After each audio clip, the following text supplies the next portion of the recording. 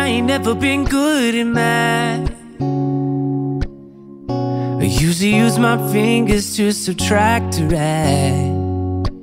But something I know is greater, and I don't need no calculator, and that's a fact. 'Cause as long as 1 + 1 will equal 2, that's as long as I've been needing you. And as sure as 5 + 5 is 10, girl, my love will never end. Gonna hold you like it's 10 of me, gonna love you till infinity.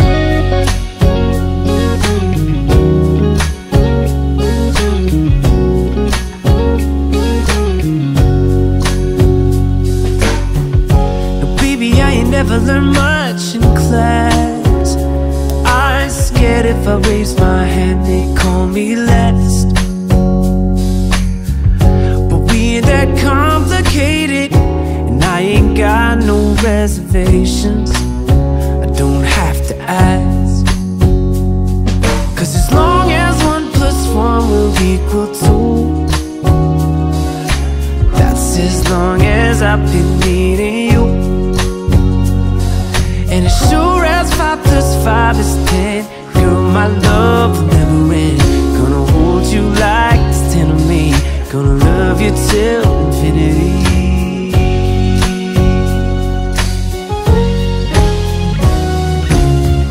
Now it ain't bad, love, that we don't add up when this life tries to divide us.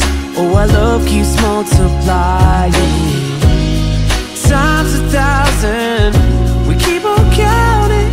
Ain't nobody single all that you are. Ooh, yeah, yeah. 'Cause as long as 1 + 1 will equal 2, that's as long as I've been needing you. And as sure as 5 + 5 is 10, girl, my love will never end. Gonna hold you like this 10 of me, like there ain't nothing left of me. I love you till infinity. Bonjour tout le monde, j'espère que vous allez bien, que vous êtes en pleine forme. On est mercredi aujourd'hui, mercredi 2, et aujourd'hui, c'est au tour de Stacy de faire sa rentrée. Alors elle commence à 9 h, elle s'est réveillée, il était 6 h 30, donc du coup moi maintenant elle a plus rien à faire. Ça fait 1 heure qu'elle est prête, enfin une demi-heure là. Elle a 1 heure devant elle avant la fin. Puis maintenant. Il est presque 8 h, mais dans une demi-heure, 3/4 d'heure on s'en va. Elle est déjà prête. Alors elle a pris le temps de déjeuner et tout. Je crois qu'elle fait comme sa mère, elle aime bien émerger, etc., etc. le matin, prendre son temps. Moi pareil, je suis réveillée depuis 4 h 30, j'essaye de prendre le rythme et je tiens bon pour l'instant. Et ça me convient bien comme je vous dis, parce que là il est, comme je vous ai dit, presque 8 h, pas encore. J'ai tout fait, tout fait. J'ai travaillé sur la chaîne, j'ai j'ai fait toutes mes routines et j'ai fait mon blessing. Le blessing du jour, c'était les sols de la maison, donc de toute la maison. Donc quand c'est le blessing, on fait pas en dessous des meubles et tout, c'est vraiment vite fait. Et en haut, ce que je fais, c'est que moi c'est du parquet bois, donc je passe pas le sol, enfin je passe pas la serpillière tous les, en plus on monte pas avec nos chaussures, mais toutes les semaines. Par contre j'aspire toutes les semaines parce que j'ai peur qu'à la force avec l'eau ça abîme le bois. Enfin 1 fois par mois quand je fais ma zone c'est largement suffisant. Comme je vous dis on monte jamais avec nos chaussures, donc c'est pas de la saleté en fait, c'est de la poussière qu'il y a. Donc c'est aspiré et là je le ferai tout à l'heure parce que là Angel il dort, donc je le ferai sûrement sur le coup de ce midi, j'en aurai pour 10 minutes. Par contre ce que je fais c'est que quand je fais mon blessing de la zone, et ben comme là cette semaine c'est salle de bain, toilette, buanderie, bah là j'ai fait mes sols à fond, donc j'ai tout bougé, j'ai tout fait correctement, les plaintes, etc., etc. Voilà, donc les sols de la zone sont faites aussi. Voilà, donc du coup là je vais aller conduire Stacy, enfin dans une demi-heure, 3/4 d'heure comme je vous ai dit, je vais aller conduire Stacy et je pense que je vais aller boire un café chez mes parents. Voilà, avant d'aller la rechercher, j'ai un petit 2 heures jusqu'à 11h. En fait ça me permet, le fait de me réveiller plus tôt comme ça et de faire plus de choses le matin, ça me permet d'avoir plus de temps à moi et de pas... Je cherche encore le mot, j'ai voulu vous le dire, culpabiliser. Voilà, culpabiliser de faire autre chose pour moi en fait. Parce qu'avant, quand je faisais quelque chose pour moi, bah, je me disais ouais mais t'as ça à faire. Faudrait que c'est plus important que ça quoi en fait. Là, voilà, pas de culpabilité. Et comme je vous ai dit, les heures de sommeil que je perds le matin, je les rattrape le soir. En fait, je vais coucher, j'essaye d'aller coucher un petit peu plus tôt. Ce soir, ça sera pas gagné parce que Angel a déjà un match de foot.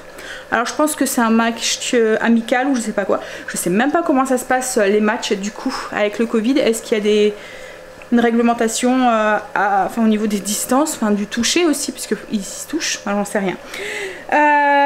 Donc du coup on verra ça. Et au niveau du repas, ce midi je vais faire du poisson à la Florentine. Avec des pommes de terre à l'eau et ça je le ferai à 11h quand je rentrerai, même si on mange pour midi et demi, il n'y a personne qui a cours cet après-midi donc c'est pas grave. Et ce soir on va faire des gnocchis gratinés à la bolognaise avec des courgettes poêlées au basilic. Logiquement cet après-midi on va chercher aussi des pommes, on va au verger. Il faut que j'essaye aussi de vous montrer, si on a le temps aujourd'hui, autrement ça sera demain, les affaires Shein. Peut-être que ça sera plus demain. Peut-être vous montrer déjà, Stécie elle a mis un sweat et un t-shirt. Je vais lui demander qu'elle vous les montre.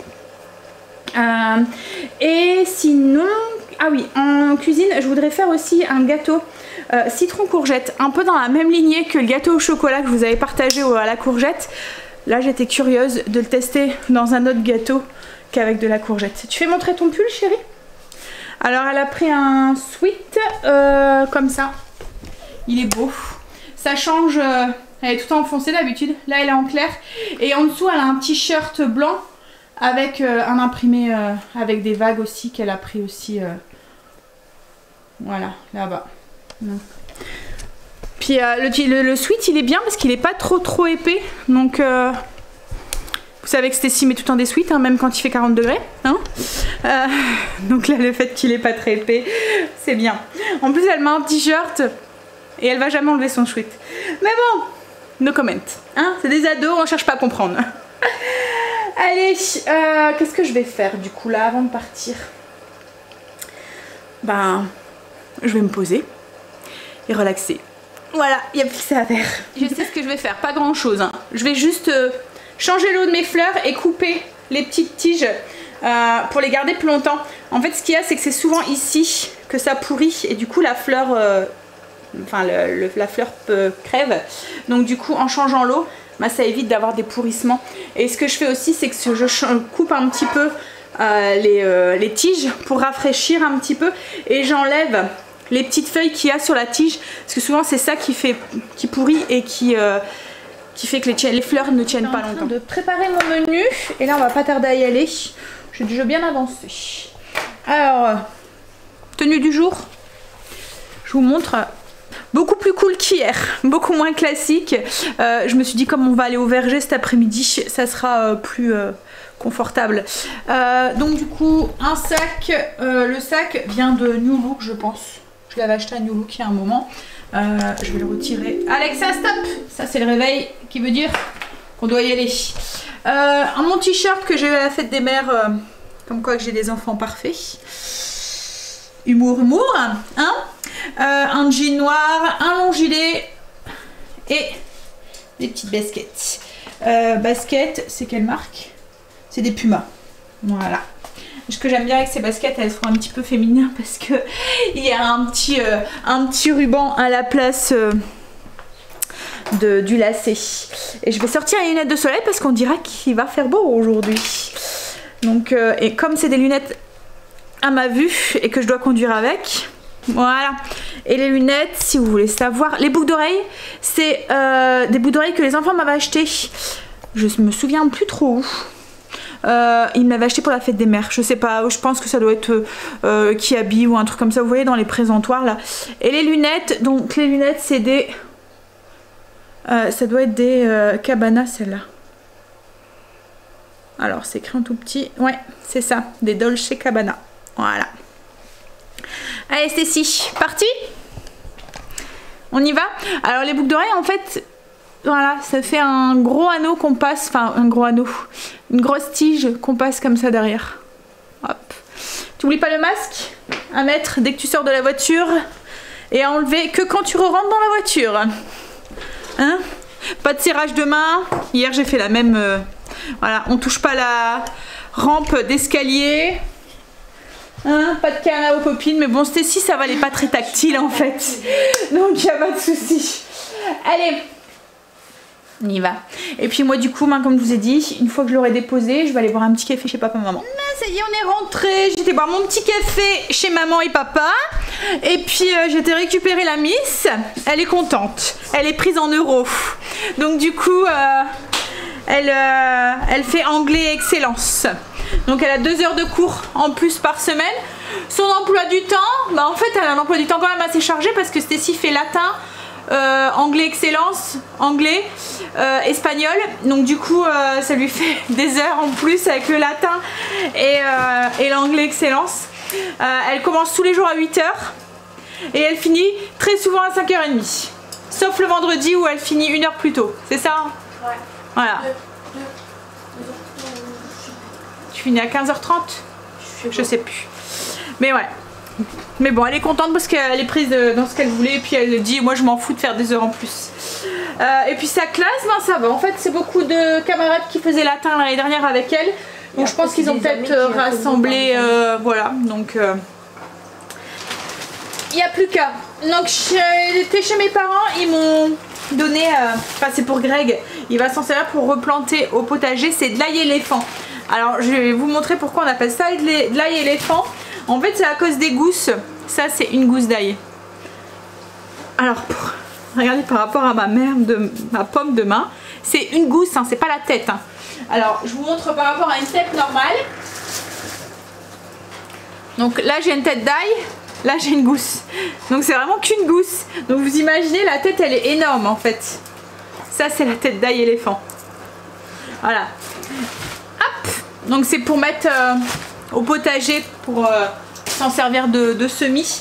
Et ils m'ont donné aussi des coloquintes. Alors les coloquintes, pour celles qui ne connaissent pas, c'est des petites courges comme ça décoratives. Voilà. Bon, on va faire le gratin. Le poisson à la Florentine avec des pommes de terre à l'eau. Alors premier truc que je vais faire moi c'est des épinards surgelés. Je vais les faire décongeler, enfin je vais les faire cuire jusqu'à ce qu'ils se décongèlent et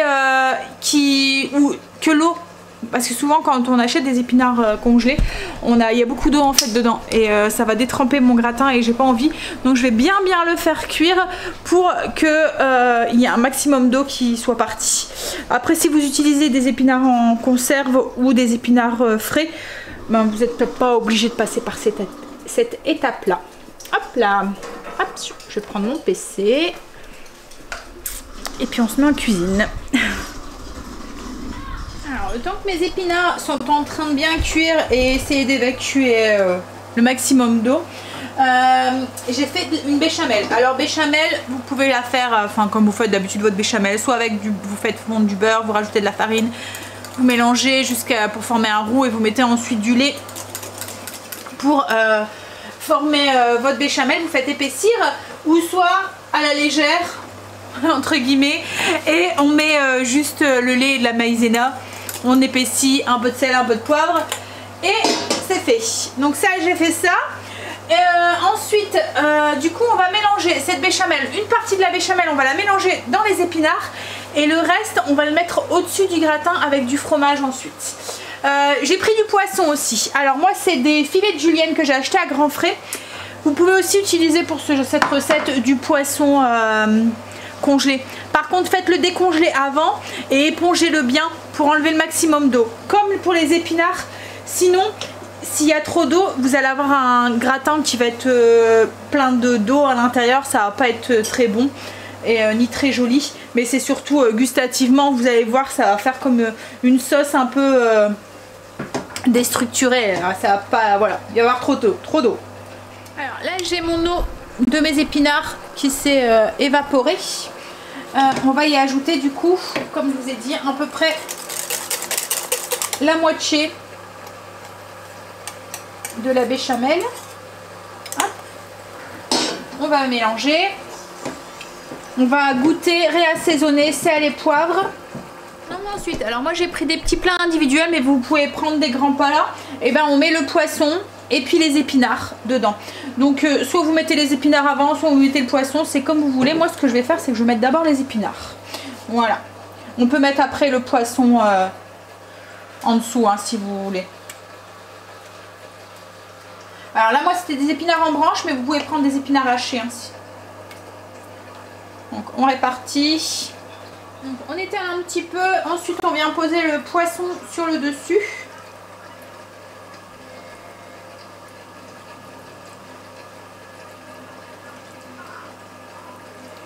On va saler et poivrer un petit peu aussi le poisson. Et ensuite on vient avec le restant de béchamel. Et on vient le déposer sur le dessus.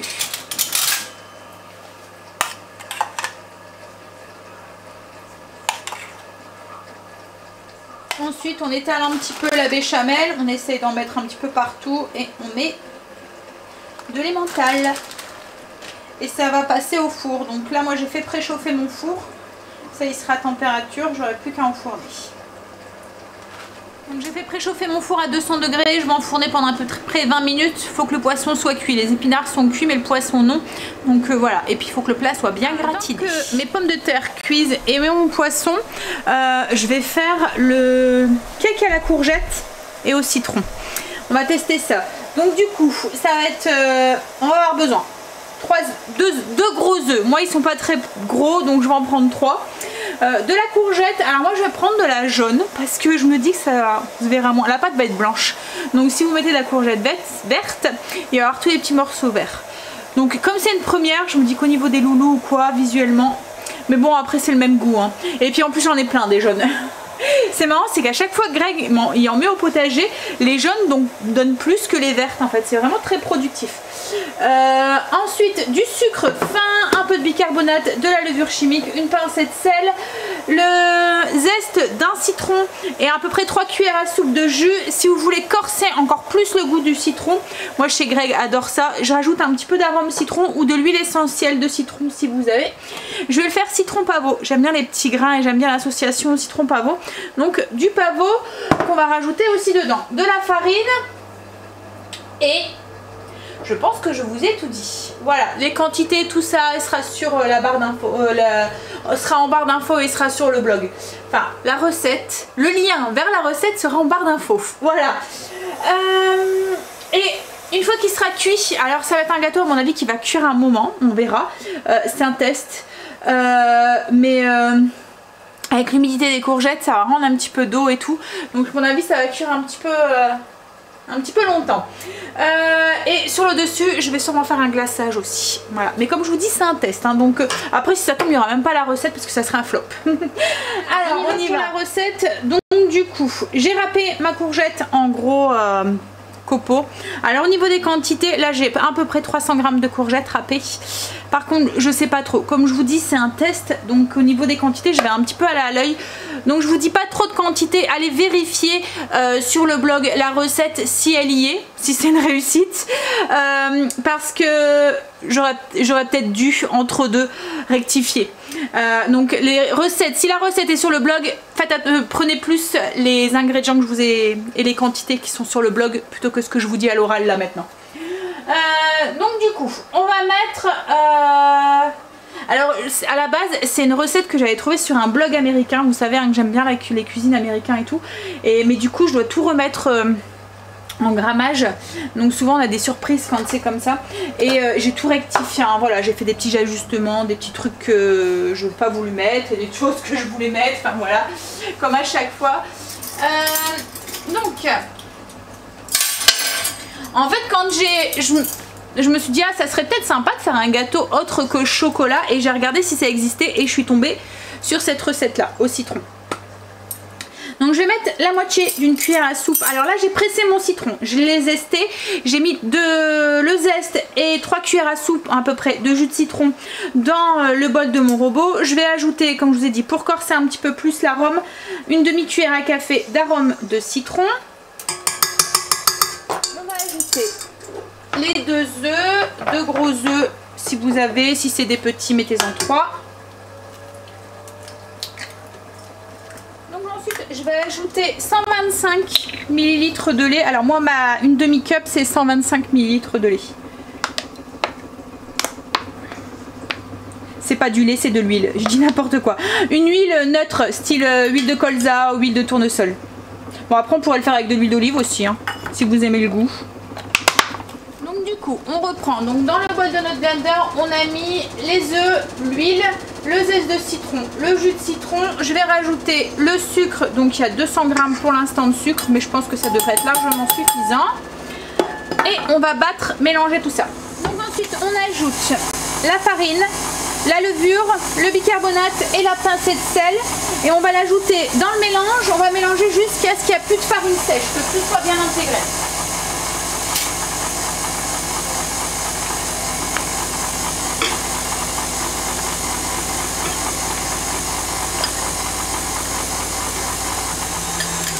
Donc une fois que c'est bien mélangé, hop, on va ajouter, alors cette fois-ci un peu plus délicatement.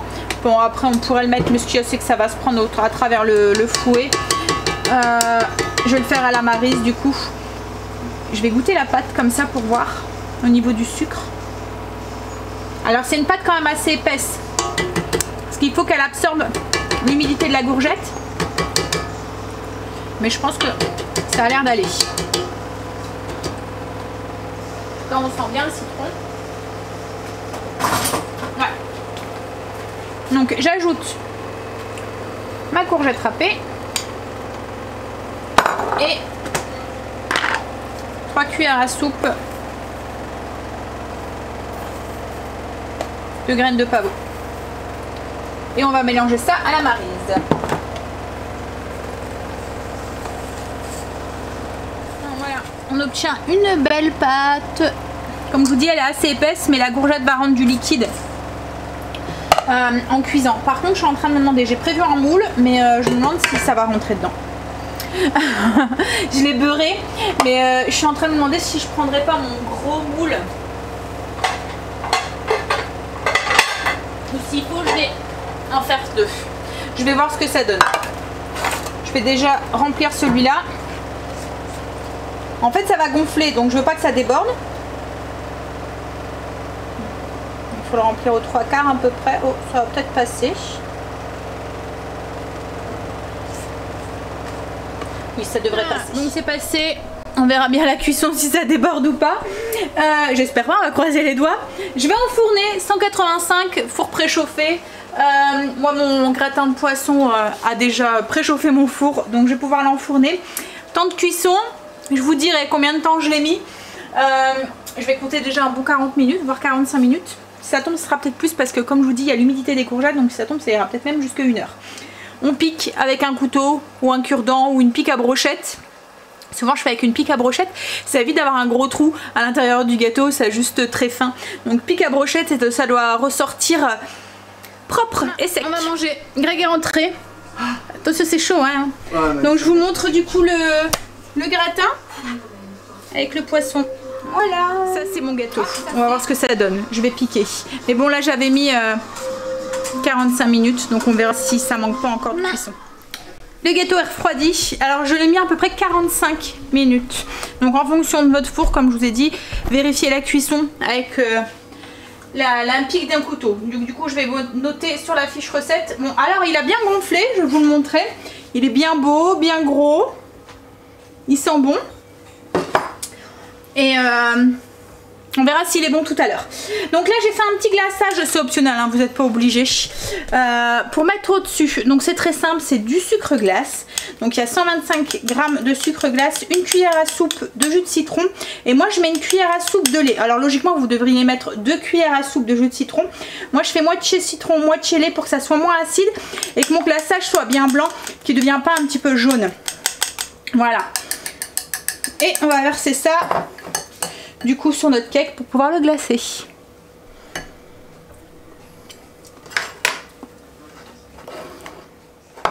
Alors on le fait couler comme ça.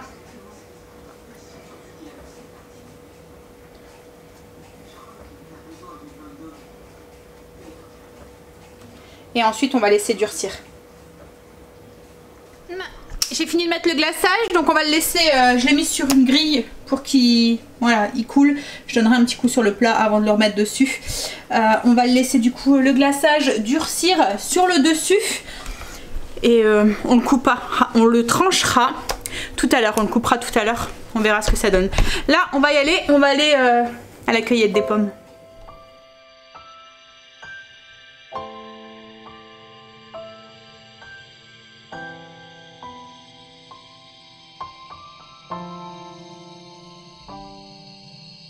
There's a girl so lovely to me. She is the reason I dare to believe love can be simple, pure and good sometimes. And I take her heart with me wherever I go. She's one in a million, she helps me to grow. The life that she gives is something I need to survive. On est rentré de la cueillette, donc du coup je vais vous montrer ce qu'on a pris. Il y avait des poires, les premières poires, alors elles sont un peu dures, c'est des conférences, mais je me dis qu'elles vont mûrir, j'en ai pris que 4, parce que voilà, s'ils restent durs, il n'y a que moi qui va les manger. Ensuite, j'ai pris des oignons, framboises, il y avait un peu de prunes, j'ai pris un peu de prunes, mais il m'a dit qu'ils étaient un peu véreuses. Heureusement que j'en ai pas pris beaucoup, donc je vais les ouvrir avant de les manger. Des carottes, plein de carottes, parce que Greg râle, enfin il râle entre guillemets, hein, parce que je mange toutes les carottes du potager. Il me dit j'arrive à la fin, il n'y en a plus beaucoup. Et on a pris des pommes. Donc on a pris une caisse de pommes. Elles sont trop bonnes. Alors on a 3 variétés, c'est pour ça qu'on a pris 3 sacs. Il y a des galas, des... je me souviens plus du nom. Et les autres, il y a des pirouettes, gala. Et celle-là, c'est des Estar. Enfin bref, mais elles sont vraiment super bonnes, ceux-là. Donc celles qu'on a pris le plus, elles ont un goût super sucré et elles sont vachement juteuses et tout. Alors pour celles que ça intéresse, on va à la ferme du paradis à Seclin. Alors c'est pas à côté de la maison, alors malheureusement, alors souvent vous me demandez mais pourquoi tu vas plus chez les petits producteurs et tout comme tu allais avant. En fait ce qu'il y a c'est qu'il y a pratiquement rien à côté de la maison. Et à chaque fois, comme là on met une demi-heure pour y aller, tant qu'on fasse notre tour et tout. Et ben voilà, l'aller-retour ça fait 1 heure plus les courses et tout. Voilà, donc c'est vraiment pas, enfin j'ai encore une demi, ouais c'est une demi-heure à peu près. Donc voilà, c'est trop loin quoi en fait pour aller en pleine semaine comme ça où vous pouvez y aller souvent. Donc de temps en temps oui, mais tout le temps c'est malheureusement on n'a pas grand chose de notre côté quoi en fait. Non. Donc du coup oui, alors la caisse elle fait 15 kilos et c'était 17 € pour 15 kilos.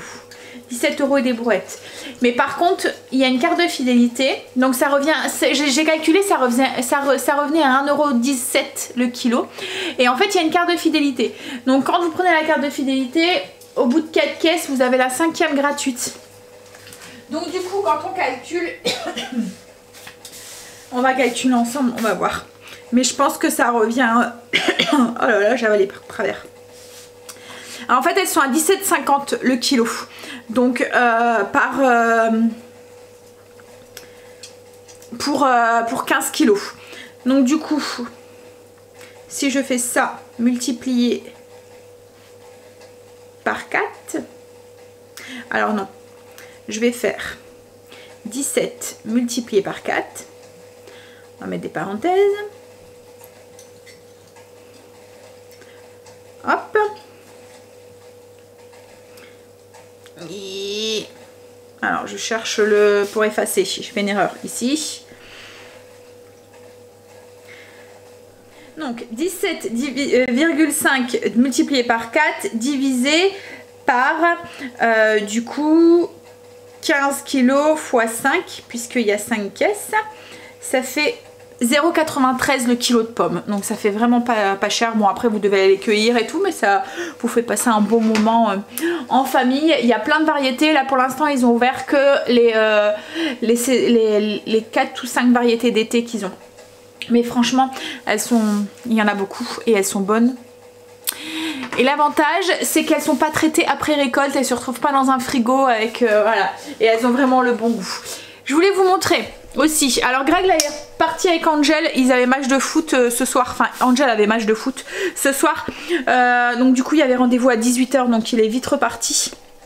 Et avant de partir, Angel a pris un morceau de cake courgette citron. Du coup je l'ai coupé, je vous montre ce que ça donne. Franchement il est tout mou, tout tendre. Il est bien alvéolé, enfin bien aéré. Et je sais pas si je vais vous... Voilà. Je sais pas si vous voyez l'ami. Il est humide en fait et franchement... et il est bon. Donc recette validée. Faire partir un stock de courgettes ou quoi. C'est nickel. Je vais le faire goûter à Stécie, je vais voir ce qu'elle dit. Alors Stécie elle a goûté le gâteau. En fait ils n'ont pas vu hein. Elle a pas entendu ce que je mets dedans et tout. Je lui dis... Alors il y a quoi dedans? Du citron et des graines. Des citrons et des graines. Et si je te dis de la courgette? Ça va la courgette, c'est bon. Bah oui non mais on le sent pas. Non. Et en plus comme j'ai mis de la jaune, on voit les petits grains, les petits trucs jaunes dedans. Mais comme on a mis de la jaune et que ça a un goût de citron, on associe ça au citron en fait. Mais franchement il est bien tendre, bien moelleux, il est bon. Donc recette sur le blog et je vous ferai la fiche recette. On va y aller du coup pour les gnocchis.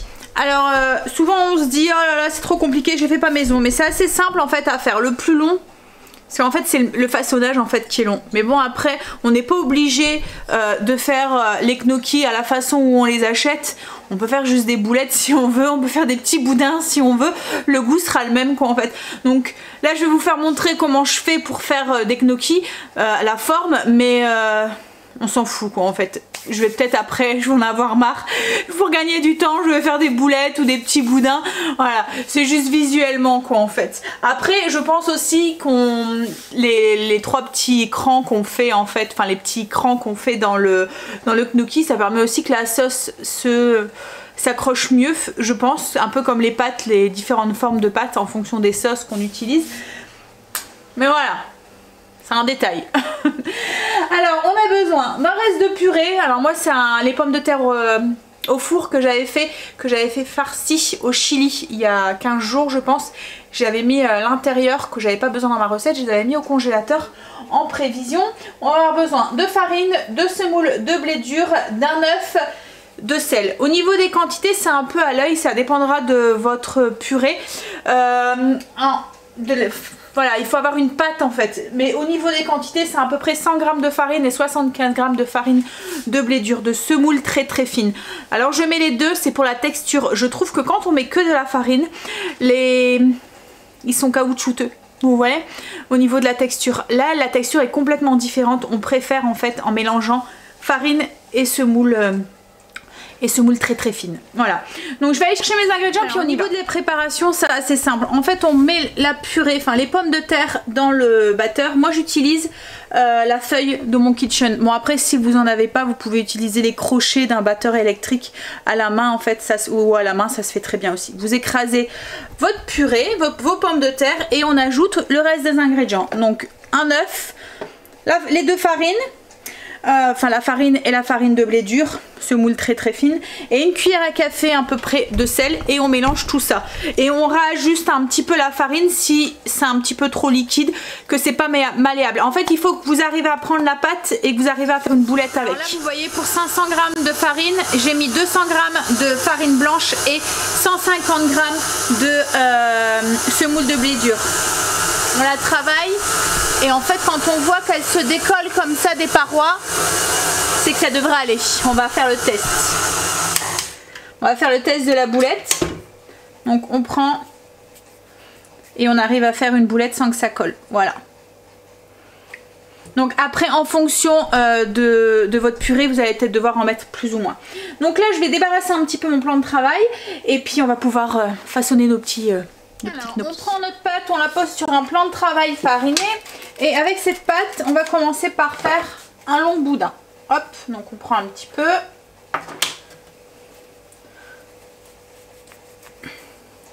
Et on vient faire un boudin de la taille que, enfin, de l'épaisseur du gnocchi que vous voulez faire. Ensuite, ce boudin, on va venir le couper en morceaux. Hop.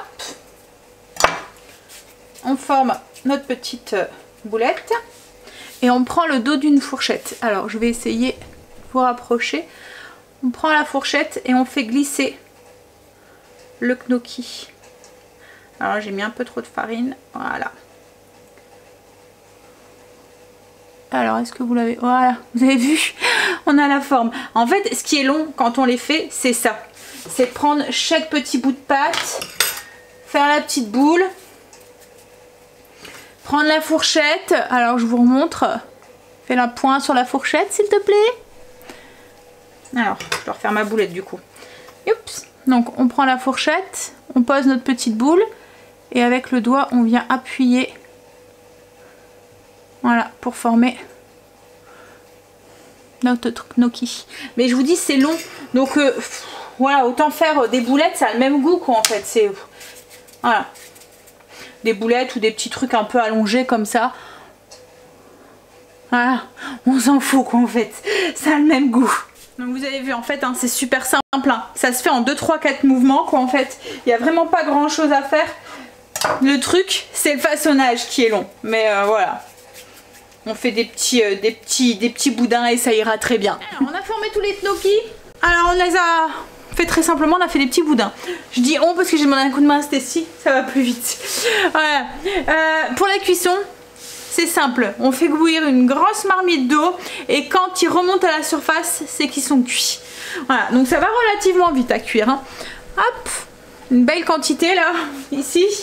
Donc je vais pas tout mettre d'un coup pour éviter qu'ils se collent et que ça fasse un gros bloc.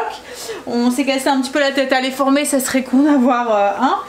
Donc une fois que l'eau bout bien, on en met un petit peu.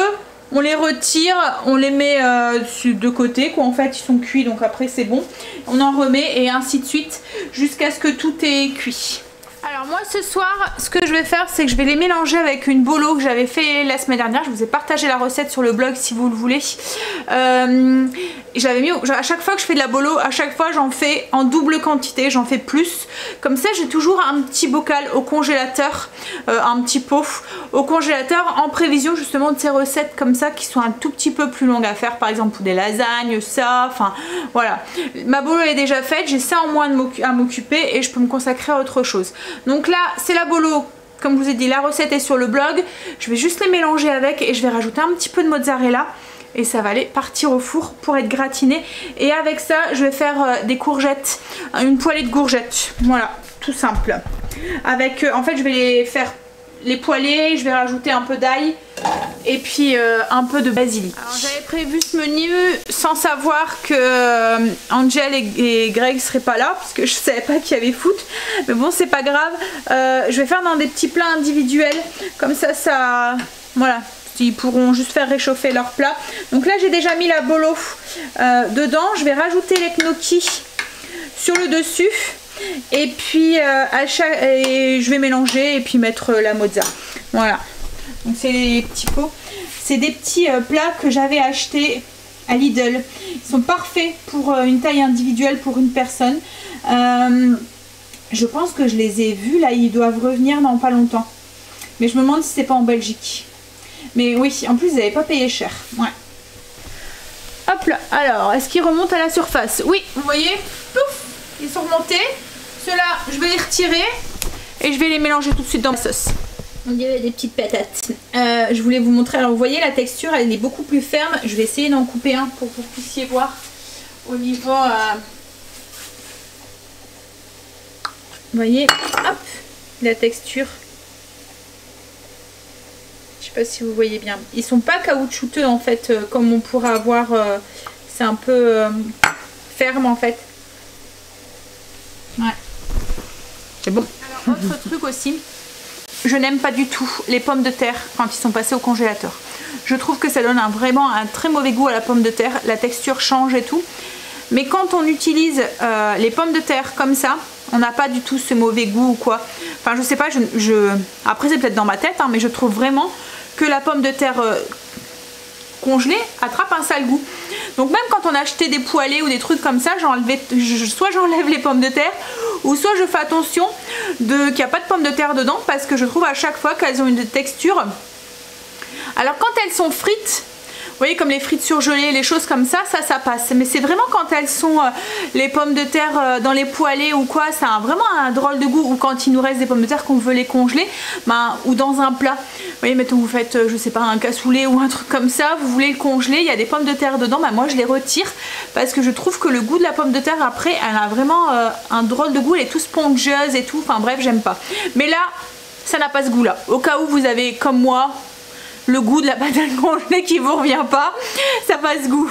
On va pouvoir manger. J'avais mis ceux des garçons, à croire que je l'ai senti, j'ai bien fait. Je me suis dit, bah au pire ils le feront réchauffer au micro-ondes. Et en fait Greg vient m'envoyer un message en me disant qu'ils avaient fini, qu'ils rentraient. Donc il est 8 h, donc cool. On va pouvoir... ils vont pouvoir manger tôt et on n'ira pas coucher trop tard. Parce que c'est vrai que quand ils rentrent comme ça à 21h30 du foot, et on va pas coucher avant et de moment limite 23h quoi en fait. Donc le lendemain c'est un petit peu compliqué. Donc voilà, je vous montre le gratin. Ça donne trop envie. Avec plein de fromage dessus. Et pour l'accompagnement, en fait pour les courgettes, il me restait du pesto de lundi. Donc pour pas le jeter, j'ai mis le reste dedans. Je les ai poêlés, j'ai rajouté du pesto dedans. Voilà, ça sera très bon comme ça. Ah, lève là. Ça a été? Perdu. Ah zut. Ah. Bon allez, premier match de la saison, premier match de perdu. Mais bon c'est pas grave, hein. Vous en avez plein d'autres pour vous rattraper. Ouf, on va avoir mal aux jambes. C'est ta cheville. Et je vois du foot. Bref, donc moi sur ce, je vais vous laisser, je vais vous faire des gros bisous et je vais vous dire du coup à demain pour une nouvelle journée avec nous. Je suis toute floue, voilà, il vous dit au revoir déjà mon appareil. Allez bye, bisous, à demain.